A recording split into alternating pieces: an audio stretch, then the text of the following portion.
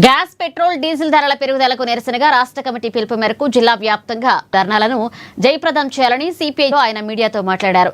తెలంగాణ రాష్ట్ర వ్యాప్తంగా gas, petrol, diesel ధరలు పెరగడం వలన సామాన్య ప్రజలకు పెను భారంగా మారిపోయిందన్నారు.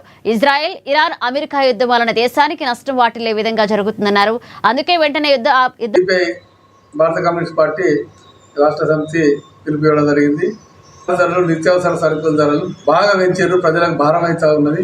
మరి పంటలకు గిట్టుబాటు ధర లేదు కాబట్టి రైతు రుణమాఫీ కాలేదు, రైతు బంధు రాలేదు, మహిళలకు మరి పెన్షన్ రెట్టింపు చేస్తానో ఏ రోజు రాలేదు.